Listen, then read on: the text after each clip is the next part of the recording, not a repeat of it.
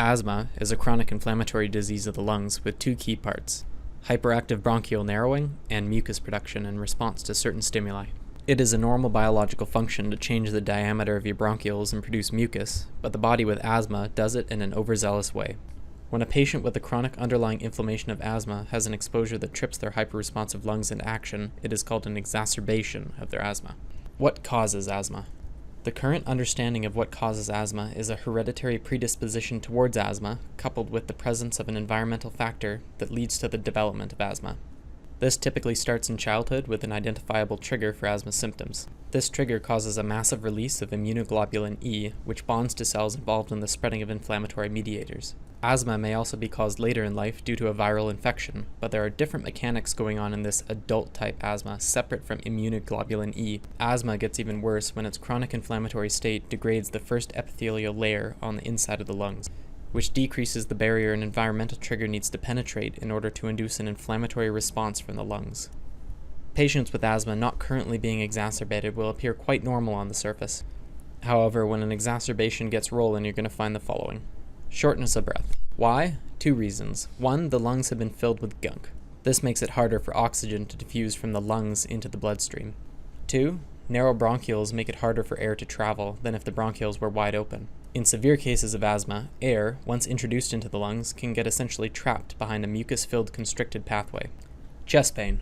Why? Because normally we breathe in by using our diaphragm. It contracts and moves down, creating negative pressure in the lungs, which causes air to flow in.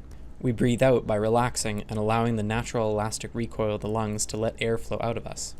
During an asthma exacerbation, the work of the diaphragm alone is not able to produce the airflow we need. The body begins to engage chest muscles, neck muscles, back muscles, and abdominal muscles in trying to keep the air moving in and out. This is a workout, and not one your body is used to. In the same way our muscles can hurt or burn at the gym, your muscles will hurt or burn during an asthma attack. Coughing. Why? Coughing is one of the body's mechanisms for expelling excessive mucus. In asthma, there is mucus, and the body wants to get rid of it. Wheezing. Why? Because the combination of narrow but soft airways and high-velocity air can create a fluttering of the lung tissue. This creates the musical whistling sound that we call the wheeze. How do we treat the asthma patient? Well, we have three main things going on with the acute asthmatic patient: inflammation, narrow airways, and excessive mucus. This leads to the secondary issue of respiratory distress. Giving the patient 100% oxygen can help with this distress. That'll make so that the limited amount of air that can move around in the lungs is as value-producing as possible. For the constricted airways, beta agonists such as albuterol relax the muscle bands around the airway. And anticholinergics like ipratropium bromide or tiotropium bromide help prevent these muscle bands from retightening.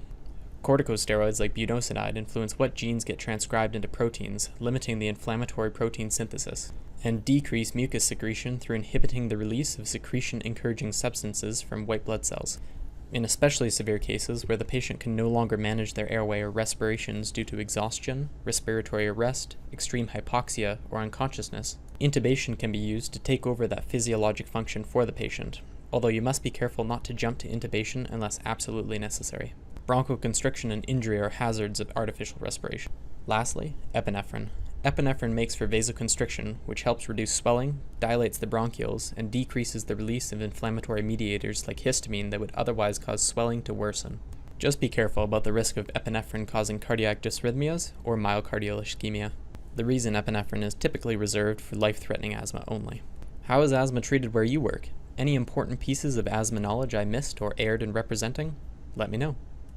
If you liked this video, found it helpful, or learned something new, I ask one of two things. Either a small donation to post-traumatic stress disorder research so advances are continued to be made in prevention and treatment of PTSD, so a very real risk in this line of work can be mitigated. Or teach me something relating to the subject matter of this video. Here's my email. Please include references, no specific format, just title of publication, authors, and what page of the publication you're pulling your information from. Thanks very much for watching.